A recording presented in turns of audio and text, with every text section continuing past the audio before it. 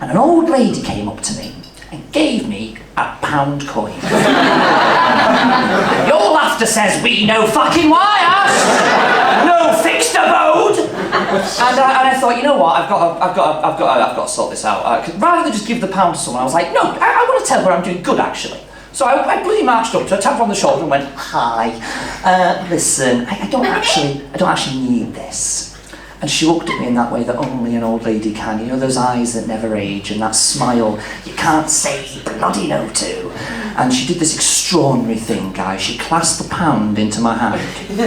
And she looked me in the eye and she went, oh, that's very brave. I just walked off. Still thought I was homeless. Just had a bit of pep in me, you know.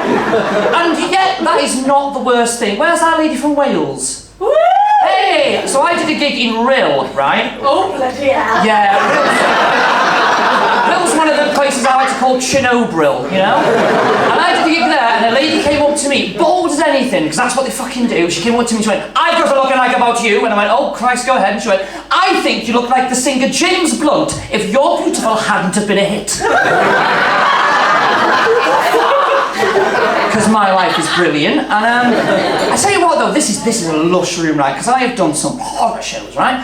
If you've ever been up to Edinburgh at the festival, you'll know that to sell your show, if you're not a big name London comic with a BBC dad working for it, you have to do a lot of grafting in the day, handing out flyers and stuff. So you have to do little shows in the day. So I was doing a show at 11 a.m. in Edinburgh, which I believe we can say that's the peak time for live comedy, isn't it? And I got on stage, I hadn't seen the audience, there was about as many in the room here, except half of them were children aged 7 to 10. And I thought, what are we gonna do? Because I say rude things, I swear, I didn't want to offend the kids or the massive Scottish dads, right? And then I remembered fidget spinners. Oh yes. Kids like fidget spinners, parents buy fidget spinners, which means they all know about fidget spinners. Guess there was a joke about fidget spinners. Gig has been saved.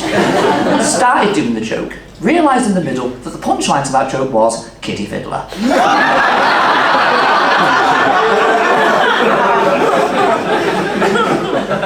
And what I did was a big mistake after that, because there was a kid where you are, Mr. Thorpe Park, fucking loves Scarefest, right? And it is top. And he shook his head, confused this kid.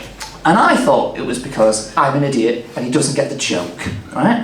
And I said, after saying Kitty Fiddler to a room full of angry Scottish dads, I looked at this kid and I went, oh mate, don't worry if you don't understand that joke, you'll find out when you're older.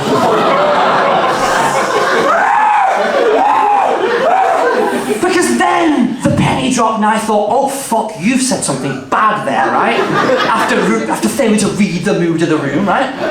And I was like, you got to get out of this, and you should move on. But what you do is you do a stupid thing where you dig up, right? And it never works. So I then went, not that anyone would.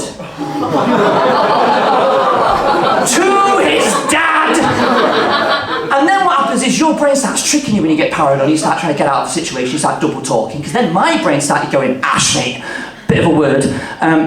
Just want to make sure here, have you just implied to that kid's dad, right, that his kid is too fucking ugly to kidnap? To which I then tried backtracking by going, he's a good looking lad. And I looked on my hand, right, because when you do new stuff, you write new material on your hand, and it was one of them gigs, so I was like, what can I talk about to get out of this horrible situation? I looked at my hand and I went, so kids, Fred and Rose West. Maybe on Fred and Rose West. The rest of the room is slightly black. They were murderers. I think they're both dead, thank God, horrible, terrible into a joke. That gig did not go well. And if comedy doesn't go well, I still want to work in, I have a dream, right? I have a dream. Not like a Martin Luther King important one. Just a petty fallback if comedy dies, right? So I would like to be the manager of the first ever human centipede boy band. Laugh at my dreams. Will you be laughing when you buy the first record by One Digestion?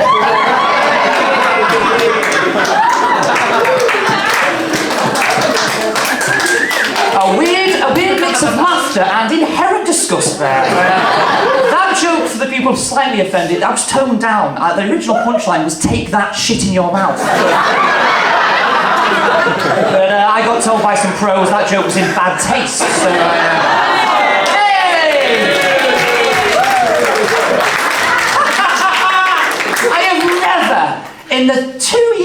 doing that joke had an applause. It's the fucking shit is so loud. That's your level. Great. A bit of a weird thing happened to my sister and my mum. They joined a cult. Again, funny, innit? Yeah, Jonestown ended funny, didn't it? And I'm being facetious. I call it a cult, they call it Slimming World.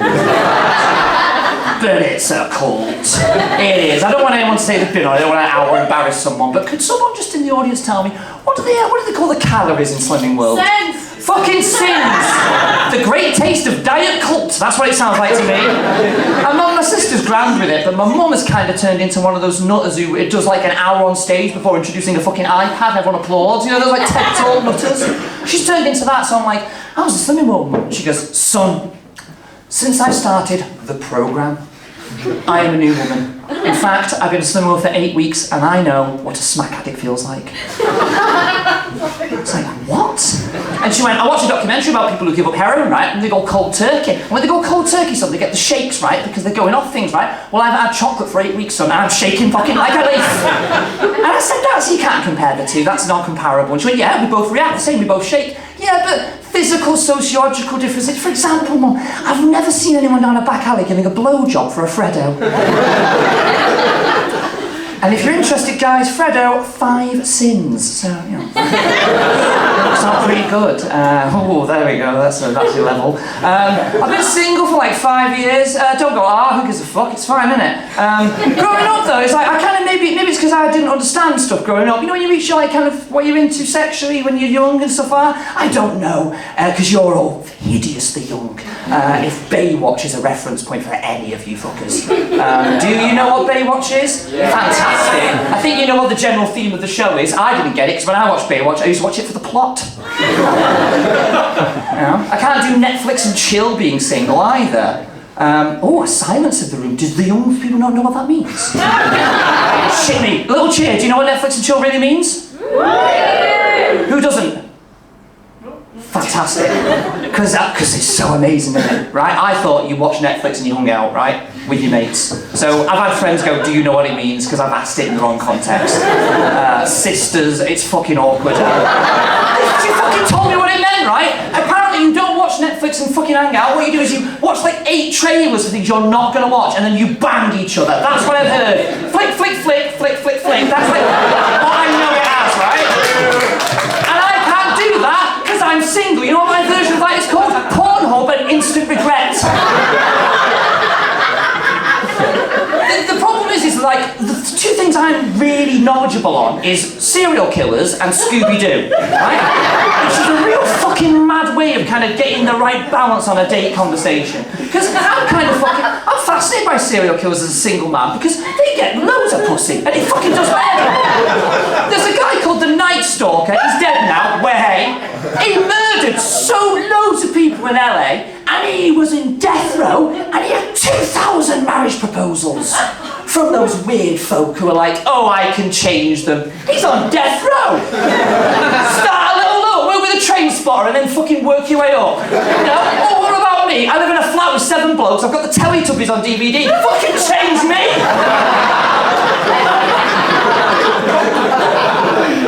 I think I'm nearly running low, so I'm going to finish. Not like that, I'm going to finish. I held that for too long there, and you were like, you're going to finish? Yeah, that's ABH. No. What does that mean? Right.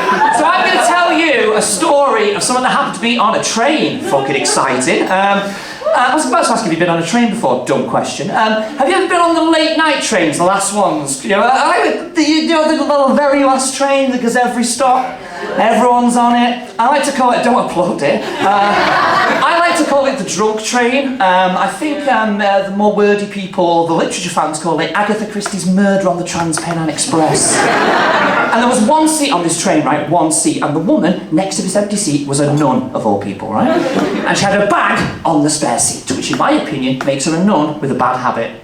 That's why they were on the heads, guys. Great pun, get fucked. Anyway, and I said, is there anyone sat there? And she said, yes, but there was no one sat there. So I can only assume she reserved that seat for God, right? We created the world in 7 days, I've read the Bible. If you read the small print, you bloody loved an intercity rail saver as well. So I've got to stand in the middle of this train, right, there has been a Man United game on and a Kylie Minogue concert. This train is fucking chocker. Drunk people to the left of me, Hindus to the right, here I am stuck in the middle with you. The young people, that song's from 1967, well done, right? And I turned around after 10 minutes and what did I see? What did I see? I saw you. Not actually you, but metaphorically a lady who got on the same platform as me, who wasn't friends with the nun, and got the seat next to the nun. And it got me thinking, guys, what did I do wrong? What could I have done to have got that seat? What could I have offered that nun? A vow of chastity? I've been single for 5 years. Would it have been a massive sacrifice? Fuck no. What did she do to get the seat next to the nun? Does she know all the lyrics to Sister Act the musical? Cause guess who fucking does? And you know what the most embarrassing thing was about it? The most humiliating thing about this entire situation? I'll finish on this one for you. You would think, wouldn't you, Headingley? Oh, you'd bloody well think. But after 2,000 years, a nun sees someone who looks like moi on a train. She should have welcomed me with open arms.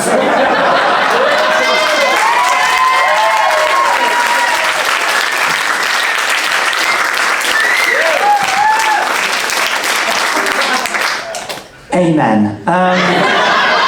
You've been lush. This is actually the anniversary of my 5 years starting comedy, so you've been lovely.